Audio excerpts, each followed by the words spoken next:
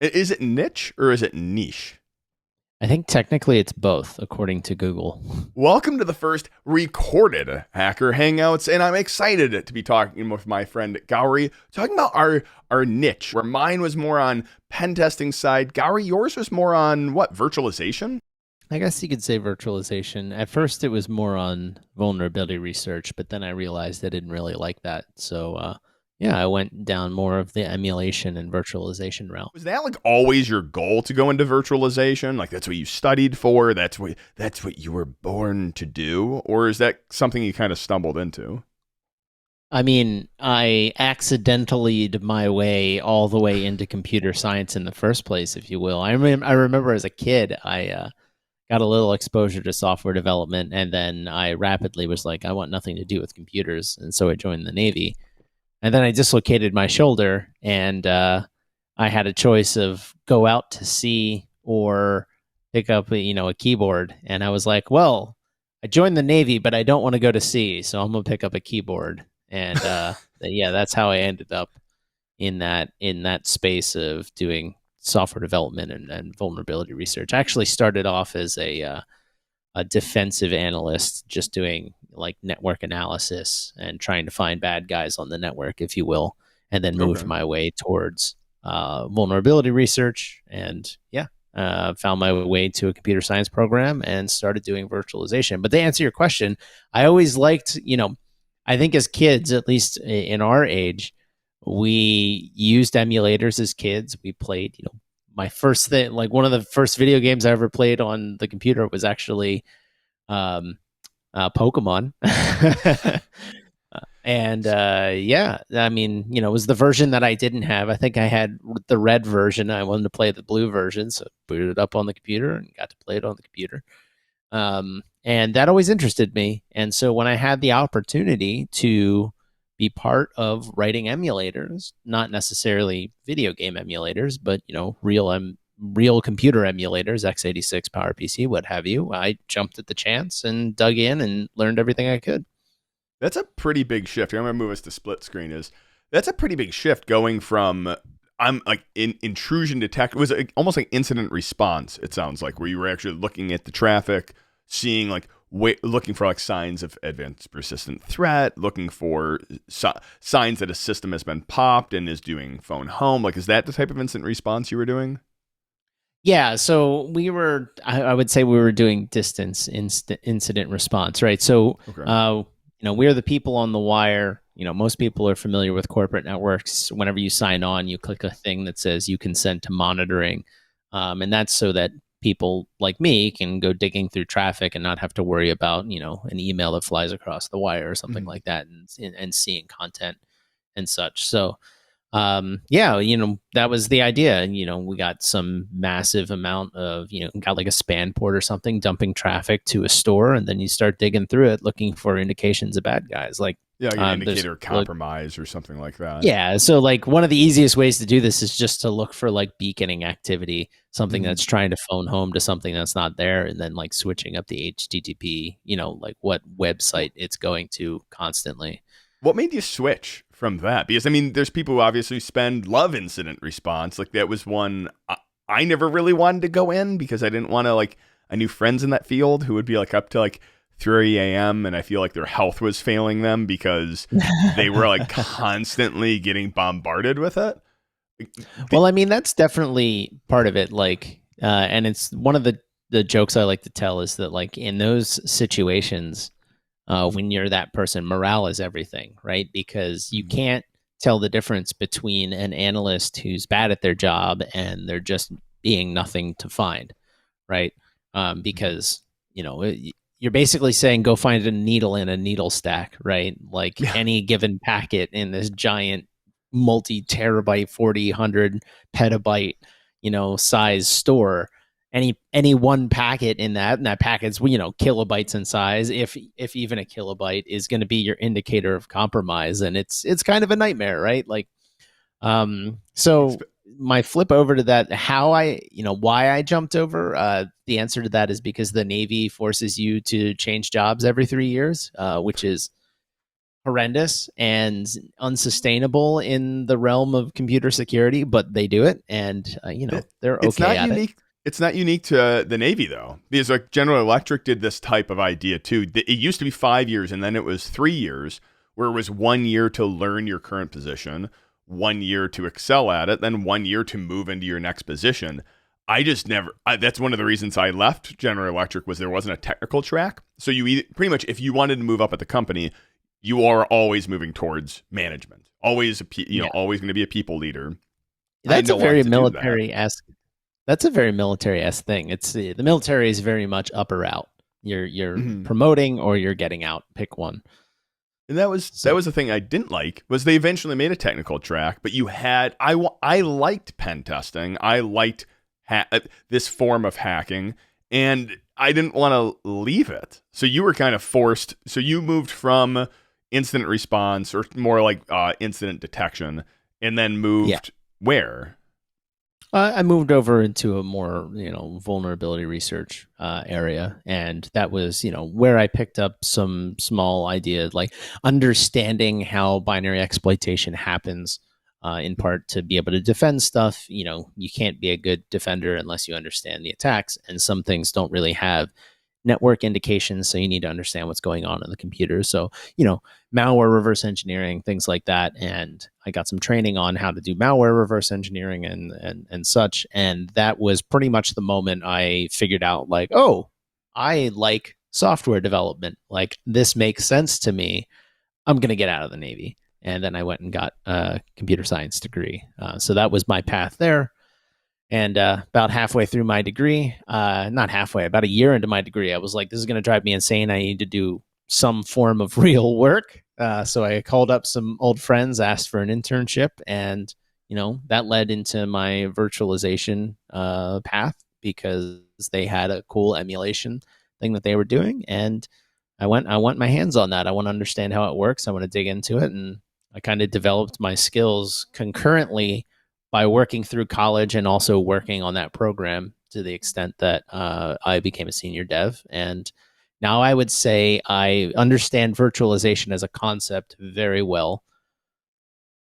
And now you didn't. So like you bounced around, because like one of the advice we've given on this channel before is bounce around, like, and that's okay. You have to find like that Venn diagram of, here are the things I like doing, here are things that make money, and I want to find that middle thing. Just kind of like I see with YouTube. Here's the videos I like doing, here's the videos that people actually care to watch, and I'm ultimately trying to find that middle zone.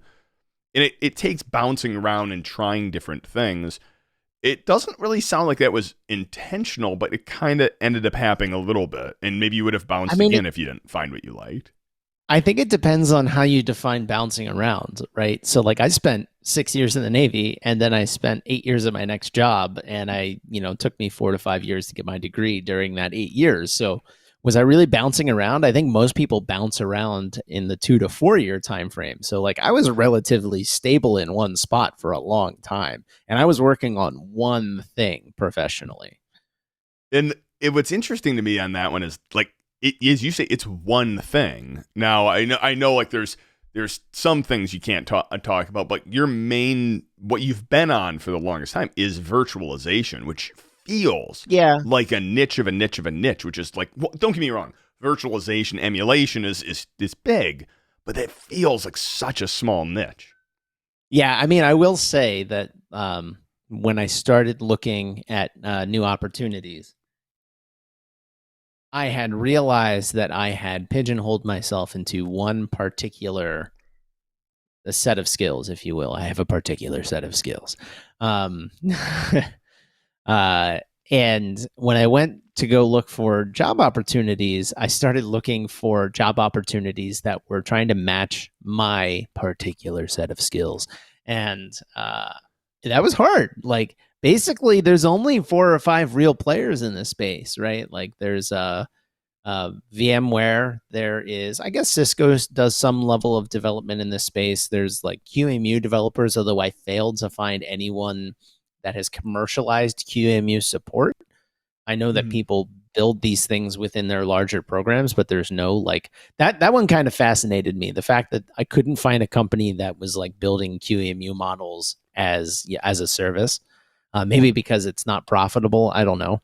Um, but then there's like Microsoft has a hypervisor team. Hyper-V is a thing, and Intel to some extent has that virtualization has a virtualization team, and then I believe AWS, because AWS is trying to make everything rackable and be able to just give Yeah. you an instance of anything you want in the cloud.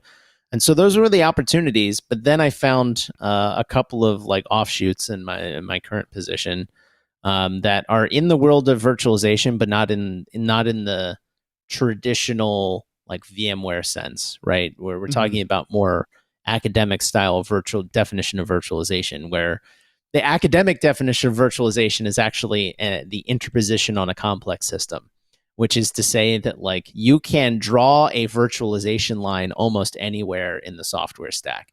For the things we've been talking That makes about, sense. we're drawing the line at the hardware, and that's where hypervisors and emulators come in. You're either writing an emulator to emulate the entire hardware. That's a type of virtualization. You're still virtualizing the hardware just Mhm. with one technique. Or you have a hypervisor that runs on the bare metal, and that virtualizes access to real hardware. And that's what you're doing with like KVM and Hyper-V and all those things. Um, you can also draw the line at like the library layer and say, well, I want to virtualize the API to this particular library. And you Oh, can that's basically interesting. swap out a library in that same way. And there's a bunch of techniques on how to do this. But yeah, so like the definition of virtualization and how you virtualize something, it just means to interpose on a complex system and do something in between, usually by converting the user software view of some resource into a backend resource that you control, and you're like multiplexing on that thing. What's so interesting about this is as you were talking about you'd mark different layers, and I'm thinking like this is a tiny niche, but as I'm thinking about it, I'm like even thinking like, okay, like my system is an M1. So M1 runs Rosetta anytime it needs to emulate or virtualize x86. And you start looking, you're like, holy crap, it is actually everywhere.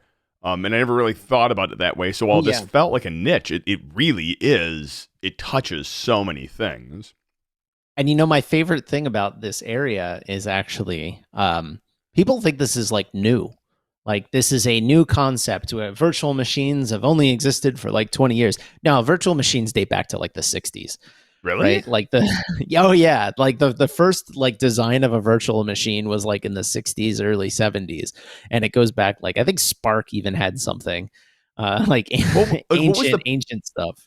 the main reason? Well, again, this is maybe like weirdly high level, but it's obviously what's the main reason of virtualization? Like one of the reasons immediately comes to mind is like, oh, I want to be able to virtualize this system or Windows or Linux and like have one system to run my whole network. But like, what at the core, what was the original problem? Like virtualization I was mean, actually looking to solve. yeah, so the core of virtualization is really you have some resource that might be memory. Take virtual memory. I don't know how well you understand the concept of virtual memory, but take virtual memory. We have, a stick of RAM, and you can think of a stick of RAM as just this like buffer from 0 to like hex 4000, Mhm. let's or a hex, you know, 1 million or whatever, Yeah. whatever 4 gigabytes is. Like, say you have a 4 gigabyte stick of RAM, you can think of it as just one giant buffer, but that's not useful because you have to do relatively complex things. Like if I have Chrome, that thing's Mhm. probably using 16 gigabytes of RAM because Chrome is a monster, right? But then if I have another program running in the background, well, how do I divvy up that physical RAM across those two things? So, like virtualization actually exists, whether or not you're using a virtual machine at all. Virtualization exists on everybody's computer today through the form of virtual memory. And what that is we have this page table that allows you to divvy up that Mhm. physical RAM and create separate address spaces for separate processes. And now you have better utilization of the underlying RAM where I can, you know, If one thing is using up a ton of memory, I can push cold pages from another process out to disk, and then I can reallocate those pages over into that other process to run faster. Okay. Like that's a form of virtualization. I'm virtualizing memory, hence virtual memory. I feel So like the oh, go on. ultimate goal of virtualization is to take some scarce resource and be able to multiplex it for multiple users or multiple pieces of software, or multiple, virtual machines in this case. As so you can think of your GPU. Your GPU has many CUDA cores in it. You Mhm. could virtualize access to your GPU, at least in the server versions, the Quadros or whatever, so Mhm. that you have 4 VMs that utilize 1/4 of your GPU each. Like that is a thing, right? Yeah. And like pass through works. At least in the Quadros. I don't think this Yeah. is enabled on the G4 stuff, or at least not by default. I Yeah, believe not there's a natively. I think hack. you can actually reflash the firmware, and you have So like miners and so things for that that. that is virtualization, right? I am multiplexing access to a single piece of hardware, and there is a bunch of techniques and a bunch of things in the realm of virtualization. That's not the only reason we use it, but that's one of the reasons we use it. Hmm. So I wanna get back to niche, because like virtualization is fascinating. We do an entire stream on it, and that shows like, Sure. okay, while this feels like a niche, it's actually quite a bit bigger than that. But you started talking about that you felt pigeonholed within with virtualization. Do you feel like having a niche is valuable in this industry? Like we call it jack of all trades. I do think at one point everyone's a jack of all trades at a certain point, then like a master of a few. Do you feel like that pigeonhole held you back in your career, or like if you could do a do-over, would you keep with that? Would you keep selecting a niche? Maybe summing this up, if you were giving advice to someone else who was starting in their career, would you tell them to niche down, to blow up, to like niche down to a specific thing for their So career? let me put it to you this way. Um, you can make a lot of money today, right now, by learning and writing COBOL, True. right? But there are very few positions that require you to know COBOL, right? So, and they're going to be probably in the financial industry and really, really ancient machines that Mhm. just, not internet connected, and they just need to work until we can migrate them to newer things. So that's the problem you contend with when you hyper specialize, Mhm. and that's the most extreme example that I can think of, because there's probably only a handful of companies that you can realistically work for. What I think I've learned recently is that while I would say, somewhat specialized in virtualization technology, my exposure to software stacks in general, I've more specialized on the kernel side and understanding the software hardware boundary. Mhm. So I'm not quite a hardware engineer. Like I have some electronics behind me that I've been poking and prodding at because I don't understand, for example, like building a board support package from scratch and tossing it over the wire to a little embedded chip. I'm not that guy, but I do understand how to write an operating system, and that's useful. And there's a lot of components within that, right? There's Mhm. caching, there's virtual memory, there's locks, there's a lot of. So the question, and that I've gained by virtue of having to write a virtualization system and maintain a virtualization system. So I think in this sense, I don't regret. I definitely don't regret specializing in this area, because I think I was looking at it too narrowly, where I actually have a lot of skills that many people have never been required to pick up that are incredibly useful. Being able to write device drivers, being able to understand how the Linux kernel does memory management, and more generally how operating systems do memory management and such, and a bunch of Linux kernel internals and how they work. Because by nature of having to launch Linux in a virtual machine and debug what's wrong with our virtual machine, right? Um, so It's I don't fascinating. regret it, but I will say that because I've been working on something for so long, one thing for so long, it was difficult for me to identify the useful skills that I had developed that could be applicable in other areas of the market. And that's where it gets to be like, if you can communicate very specifically about what you want to do, I have found that companies are like, no, you have skills that I can use. We just need to pivot you over here. And that'll take a little bit of time, but hopefully not much. Yeah, that part I would definitely agree with. That's something I've noticed that my business partner, I just absolutely adore in his skill set. One of the things we did when we started this company was just, it was just two dudes. It was just me, two dudes in a flume log trying to figure out as what felt like a ship was sinking behind us. And when we took off, it was like, okay, what skills do you have? And let's go sell those skills. He always used the analogy of I will be your Don King. And then he used a couple other analogies, which I won't share on stream, which made me feel a little awkward and inappropriate.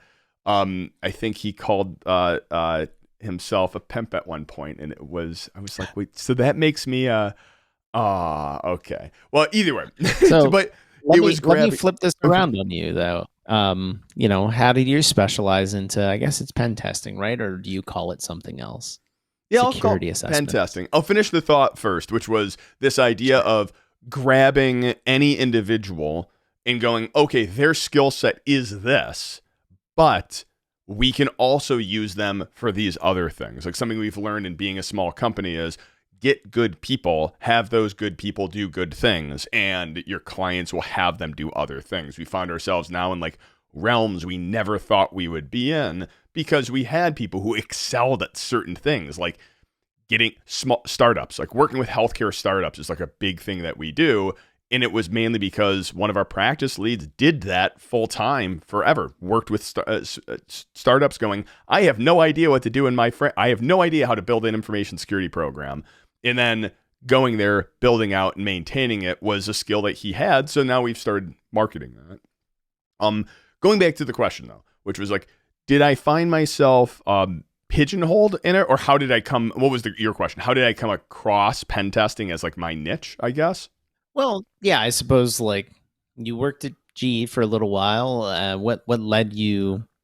Were you doing pen testing there? What led you to pen testing in the first place? And do you feel pigeonholed into it at this point? Uh so what led me to it firstly was one, like I always go back to this idea of like ripping things apart as a kid. Like that was, I wanted to learn how things worked, and naturally you started going online and you saw like Flank, which was like before Backtrack was a thing, which was like phone phreaking and stuff like that, where it was like I was a little too young to do that. Like not like I had exposure to the boards or anything like that, but the concept of that was fascinating. Looking at like figuring out, especially when you were playing video games, going like when Xbox was running like Halo and things like that, that one of the systems would actually set itself up as a server. And then you could, if you unplugged that, all of a sudden, all the other boxes stopped connecting. Like that type of communication is where it started. And that's where my knowledge started growing. So I kind of like when I chose a career path, it was hacking. It was, look, I call it hacking. There's so much within hacking, but that pen testing, breaking systems, when I found out that was a thing, I was fascinated by it. I think which led me this was my uncle is in Tennessee, and there's a company called Sword and Shield there, which is like a small, I don't even know if they exist anymore. They probably changed their name, but it was like a small consulting company. And when I was in high school, I interviewed with them, and I wrote up some of the work I had done about reverse engineering Unreal Tournament 2004, the first exploit I ever wrote. I sent it to him, and my uncle ended up letting me come down, stay with them for an interview. And he had passed all this information off to them, and they asked for an interview. And my guess is they were expecting someone who was older to show up to the interview. And here they have like this like 17-year-old and junior in high school show up, and they're like, oh, hi. In some ways, that impacted me a bunch of different ways, because I like got pissed off because I'm like, you're not hiring because of me, because of my age, not because of my experience. And that like to this day still like triggers me in such a way of like, age versus experience, either way. But that led me into pen testing. That type of interaction led me to the field. Like this is a thing. My first gig I ever got was at a small company which doesn't exist anymore, and it so sounds like a dating website. Like whoever came up with the company name was like obviously wrong. It was like Intelligent Connections. They were like an ISP at one point, but it sounds like a dating website. They hired me. They're like, we're going to have you do pen testing. It's going to be amazing. And you're going to do hacking, and it's going to be that. And I talked to them to find out after they hired me, they're like, we don't actually have any pen testing work. So you're going to have to build out that practice. And it's like, I'm not a salesperson. And what we really do is we sell checkpoint firewalls, and we need someone to manage our help desk board. And it was like, oh, okay. So my first day of work, they're like, yeah, and your hours are going to be 7 to 4. And they were an hour away. So I was waking up at like 5 a.m. Like, you got bait and switched. Oh, it was such a bait and switch. And the nail in the coffin, if you heard this story, I think I share it because like somewhere deep inside, I probably need to talk to a therapist about this one, was the first year I missed DEF CON. I had been going to DEF CON. Right. I had met Bunny. I'd been going to DEF CON. And it was something that we were talking about on the Discord channel earlier. Again, like, I don't know, I'll put a link down below if you guys want to join. But we were talking on Discord, like, what is it about DEF CON that makes us want to go? And I missed it that year because they're like, hey, none of us have ever gone to DEF CON. They heard me talking about it, but like, we need someone to run the board for us while we're gone. And it was like, oh, okay. Like, I'm young at this point. So it's like, okay, like, I guess that's what work is. It's supposed to be a miserable experience. So I missed DEF CON, and like a week later, I had like the worst regret ever. Like, I should have went, I should have quit, and I turned in my resignation and left. I went and got it was really easy though, once you had a job, to get another job. That led me in that. Oh yeah, it's like biggest thing I tell people is even if you hate the job, just get something, and then it's easy to jump off of it. It's harder when you don't have anything. But that led me, so like, I'm still in pursuit of penetration testing. I'm still in pursuit of doing that type of work. So I jumped off. I found a position which was in Pennsylvania. It was a hot site to a DC location in which we worked for a bunch of like 3-letter acronyms for the government. And that was doing pen testing. And it was a blast and it was fun, but I wanted to get back to Michigan. So going back to this, is that position was very much network focused, network penetration testing. And while it was a niche, which I was starting to develop more and more, it was very much network focused. So now here's where it jumps to GE. Went to GE. I live in Michigan. This isn't like a secret or anything like that. And I wanted to get back to it because my whole family's here. So GE had an opening. They're opening up their like massive technology center in Michigan. Got a job, started, and it was within their software security program. It was still pen testing, but it was more application focused now. So the mindset of how do I break this thing? I need to learn this thing, and then I need to find out the pieces which can be, exploited or broken down or might have weaknesses. Moved into now from network side to application side. But then one day, here's where something just became weird. And this tells me it wasn't a niche. The niche expands. One day, I walked in and we had been moved. Our whole office kind of was moved, and we were in this now enclosed space. And I know full well everyone at the entire building must have hated us because it was the closest place to the parking lot. And the building we were in was gorgeous. It was the entire 3 stories. We had like a full open room, and it was floor to ceiling glass overlooking the lake, which was amazing. So like we have like what effectively is an executive suite, which could fit 50 people. And there was only 4 people on our team. So like legitimately, it was great. Like at times we would like, there was this huge executive table in there, and I bought like a little thing of salt and pepper, like right for the middle. So we'd have lunch and you like yell back and forth to each other, like pass the salt. Like, but what happened was we show up one day and there's this big hunk of just like metal sitting on my desk. And it was like, what the heck is this? My manager comes in. He goes, yeah, we need to figure out how to test this thing. No idea what it is. I don't know what it does. It ended up being a industrial control system, like a SCADA system, which was built for like the big, the wind turbines.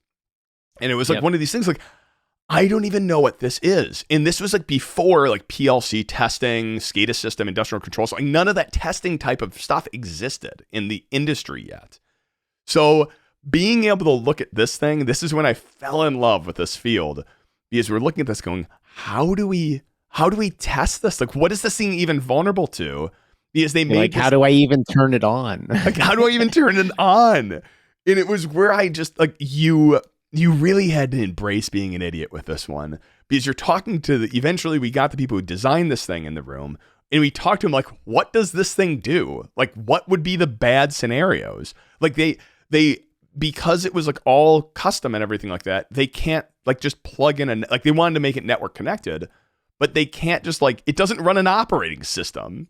So they're like, oh, we'll run like BusyBox and write, oh, but we only have this much memory. So like we'll write our own network stack. So like we asked this question, like, you know, of a server, I know if a server goes offline, that's bad.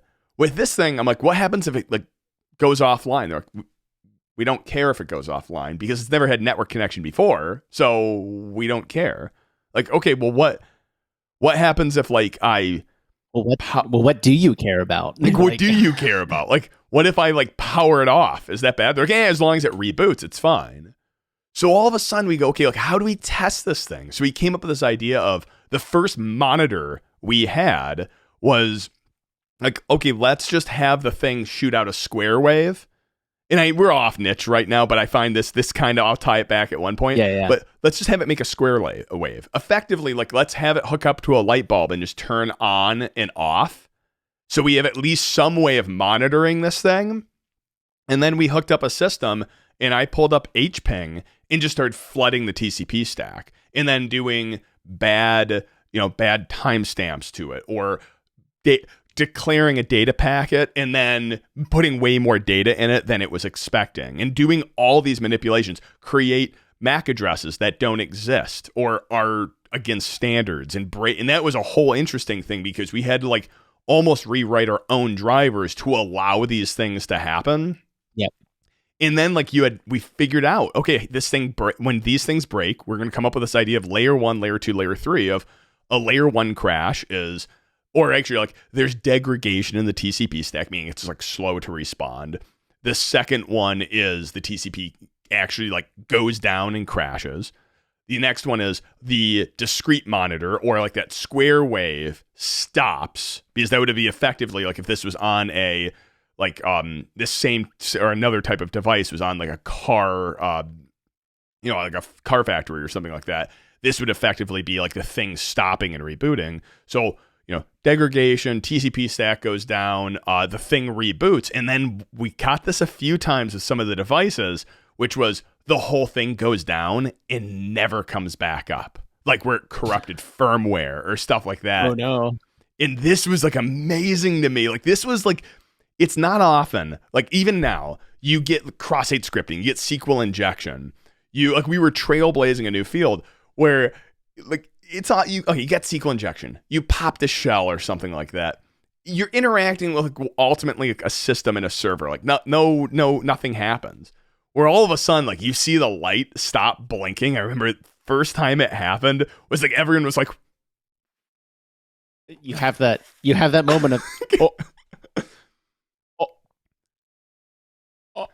yeah, I know. It was just like perfect. And this was what made me fall in love. But if you notice, the story went from network testing to web testing to now like a big long story on SCADA testing. And then now I'm shifting those back to like, again, I'm doing network testing. Then there's APIs and there's all these other things. So like the technology, kind of like you said with virtualization, it's everywhere. Same thing here is like, the skill, while it's pen testing, it's breaking things, we're now like the field has opened back up where it started with just network, just application. Now I think I've gone far enough. While it's still a niche, the niche is ginormous because everything from every web technology, every Docker containers, because Docker containers have open permissions, your Git repositories. You can store secrets in there that you're not supposed to. We can go general bug bounty hunting, which is still within this whole realm.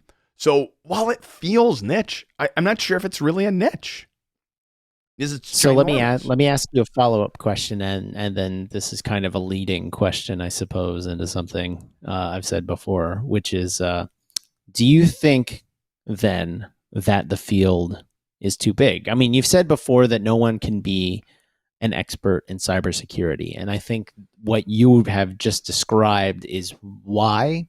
And it's basically, at least what I've learned in at least recently, or not recently, what I've learned over the years is that the reason why you can't be an expert in cybersecurity is because there are just so many devices out there. Something's going to land on your table, like you just described, and your job, in some senses, is to learn how that thing works.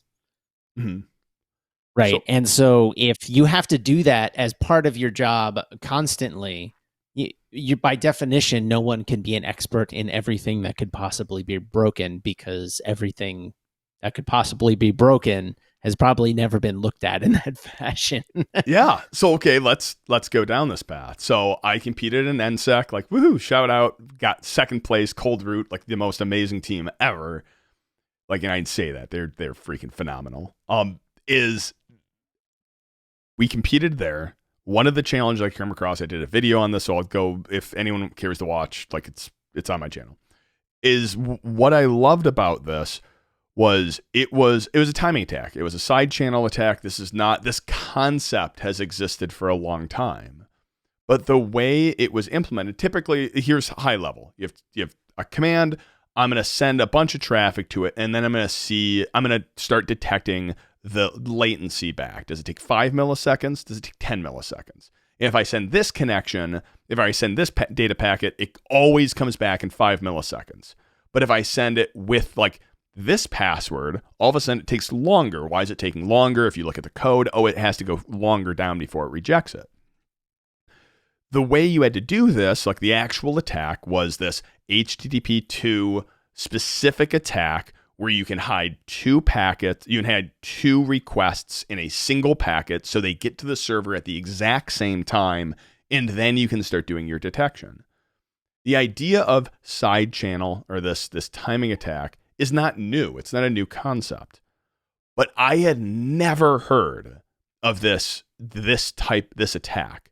I had to specifically research it because of the CTF, and I had to learn it. It was brand new to me.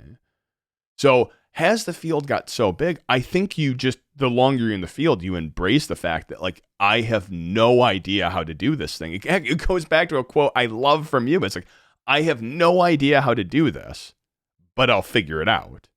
Like, and I love that quote of yours because it really is. I don't know how to do this, but I'll figure it out. The field is ginormous, and I think you do need to just embrace it, I guess, knowing that you're going to go in day to day and have no idea what you're doing. How often do you have to just research something you've never heard of before?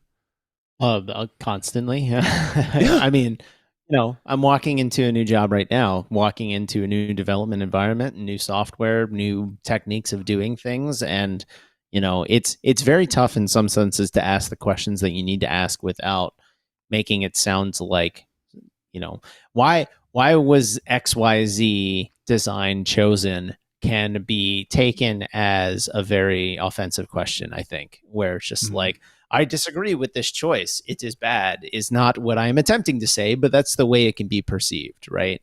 Yeah. Because what I've learned, and especially digging through Linux kernel code, is that some of the design decisions for software are made for expedience, which is not necessarily the wrong decision, right? It could just be, I need to get this thing working, otherwise my company goes under. And in that case, it's the right decision. It's a business decision, and that's what it comes down to, and kind of embracing that fact, and not getting hung up on some of the design things maybe you disagree with.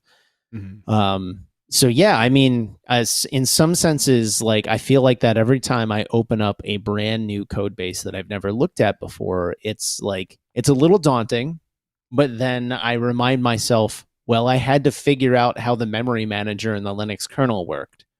This probably isn't as complex as that, right? Probably. It might be.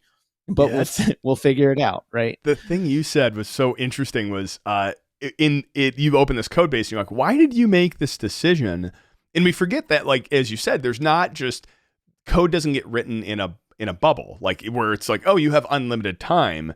And that's what's interesting. Same thing is like when working with so many startups right now, their business is not flying yet. Like they're still building their business and proving out, like, is this business actually viable for the future? And most businesses don't go, okay, we're going to create an app. Well, the first thing we need to do is create a DaaS tool, a SaaS tool. We need to have a full-time security person. We also need a CISO. We should also align with NIST, and we should go after high trust. And oh, maybe we're thinking about doing credit cards, so we need to be PCI compliant. And oh, we're going to do health benefits, so we're going to have to be HIPAA compliant too, and which is actually a law, and that's not like a we should do it, but that's actually a law where there's like fines and it's like a federal thing. Like You have all to do it. and all of these things, you're like, I just want to see if my business works. I don't care about all of that. And then when we come in, this is a weird perspective, is like when we came in, it was like not with this, wow, you guys are doing everything wrong, but they've matured enough in their company that they now need to care about these things. And Yeah. I find that that's a skill which I think you also get along the way. Like regardless of niche or things like that, is we talked about this a little bit, talking about like, oh, we talked about last week was, oh, you have the ability to communicate with people. That's weird. You're a unicorn within this field. It's like, no, I learned that. And I think it's the same concept. If we'll call it, oh goodness, empathetic. I'm making up a word right now. Empathetic code review. Would that be a way of saying it? I mean, yeah, maybe. I think that's what we talked about either last stream or a few streams ago. So I think that's the way to consider it. It's just, it's hard. I'll say this: it's hard when you have someone new, and I'm going through that process right now. Who comes in and basically the perception could be this person just wants to kick our puppy. And that's often not the case. It's they simply do not have the context of the entire business. So if you're doing code review, you may have more context as to why certain things were done certain ways and why we're all adhering to those old ways, as opposed to the new person coming in. And that I think is a critical time, because I've done this, was at one position for years. I've watched many new people come into a project that I was more or less managing. That is a very critical time where you're going to figure out whether or not someone can work with the existing team or not. And the problem could be on either side. And I think the most important thing you can do during that time on both sides, if you're the new person or if you're the person who's receiving someone new, is to simply listen and inquire and say, okay, I see you made that statement. Please explain, and not jump to the conclusion that they're here to kick your puppy. Maybe I hesitate to say this. Sometimes puppies deserve to be kicked, but in a strictly anecdotal, analogous way. Yes. I mean, I joke about that because I got up, I was at a conference giving a talk about, I was talking with a bunch of people who do modeling and simulation, in the sense that they're like trying to model the physics of something, or trying to model how a large amount of equipment interacts with each other without having the actual interactions. And I'm up there from a cybersecurity perspective saying that, hey, you guys are not really that much different than we are, because what you're trying to do is trying to test this large open space of what happens when these things interact together. And what I'm trying to do is take one of those things and test it in the sense of, it was never intended to be used this or that way. Ultimately, these two ways of testing complex system of systems tend to get pushed off towards the end of a development cycle. And both can be perceived as, I'm here to kick your puppy and tell you what you did wrong. When in reality it's like, well, I'm really here to determine what the risk what the risk profile is for the overall system, and what things we may have to, what critical things we may have to mitigate in order to make it work. From a software development perspective, that kind of testing perception, or that kind of idea of, I need to write tests earlier in the process rather than later in the process sometimes gets waved off in the process of establishing a business, I would say. And Yep. I don't necessarily think that's the worst decision. In a lot of cases, speed to market is very critical to establishing a business and then coming back in. Um, Large corporations, I think, have one, an easier time doing that type of test driven and design driven development from the start, and two, probably have, in my opinion, much more responsibility to do that in the first place because they Mm. have the opportunity to do it. The whole idea of test driven coding is fascinating to me. The fact that you build the test case first and then go like, here is the expectation. I'm going to go now code it so it delivers that. It makes perfect sense, but my gosh, does it feel like slow that you're like, okay, I'm going to build out all the test cases and then build my code to go check against those things. Feels like it would slow down, but my gosh, does it make so much sense as I've gotten farther into coding. Most colleges in the US actually teach some level of test driven development. And then everyone who gets one of those degrees rapidly learns that that's not how most places work.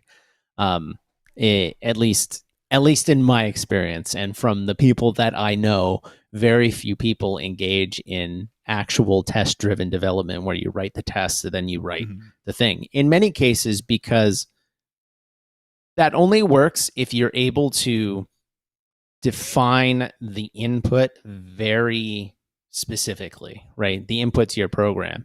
And sometimes, as soon as you open up a socket and you have to take in a packet and you have to take in random data, you have to be able to parse that data to determine whether or not it's valid input or not. And so that's where it starts to break down, because it's like, well, how much time do I spend testing every single corner case I can come up with versus writing the actual rest of the API and the functionality of the system? Like, if I never make it out of that input parser, then I never actually make the thing that I'm trying to sell or trying to accomplish. So that's where a lot of the bugs that we'll often find, buffer overflows, things like that. That's where a lot of those come from, where you just skip that step because that step is actually, it's hard. I would say that um, computer science programs around the nation sell test driven development as the correct way to do things. But you're absolutely correct. There is an overhead to development that is not uh, absorbable by a lot of businesses when you are very, very strict about it. Now, you should probably backfill it and reassess your software, but everyone knows there's no such thing as prototype code. It's all it all turns into pushing to production eventually. But yeah. I think piece of this too is right now. Often we use this thing. Like right now, you're doing nothing. Anything above nothing is something. So let's go do something. And I think that same thing can be said about whether it's testing or test driven development or security, or especially within pen testing. Right now, you're not doing anything with your software. So like, let's do you're not doing any security testing. So let's do anything above nothing is something. Let's go do something. I think this is where it comes back down to niche, which is right now, I don't think you necessarily have to start the field with a niche. You have to be driving towards some sort of goal and kind of meander around a little bit. But I think it's like oftentimes it's like, okay, right now it's going to be overwhelming, this decision of what do I want to specialize in? I think you naturally kind of find your specialization. You find that realm of what do I like doing? What is profitable, or what do I like doing? What can I find a job doing? And then find that middle thing. It might not be a perfect fit, but you can find it. I think that's spinning it back, maybe a little loose, but at a certain point is right now, I don't think if you're struggling with a niche that you necessarily need to go, I need to go find the niche. I think it's getting exposure and finding the things that you enjoy doing. What advice would you give? I think you'll know it when you see it. It took me 6 years. I'll say it took me 4 years while I was in the Navy to be able to recognize that that's that thing that I want to be. And then it took me, a couple more years beyond that to go, that's the thing I want to work on. And then eventually I burnt out on that thing, and I was like, I need a new thing to go work on. And it took me 8 months of looking around the market to go, that I'll work on that. Hold on, I need to ask a bunch of questions about it. Okay, yes, I'll work on that. Yeah. So like, I think you'll know it when you see it. And to some extent, trust your intuition and also take some risks, right? Like take some risks on something you don't know and be like, I don't understand how that works, but I think I'll figure it out. Yeah, I think it's the best place to end it right there, which is, I don't know, but I'll figure it out, because I have no evidence to the contrary for anything I've done in my past up to this point, and I'll figure it out. So with that, thanks for watching, and hack on.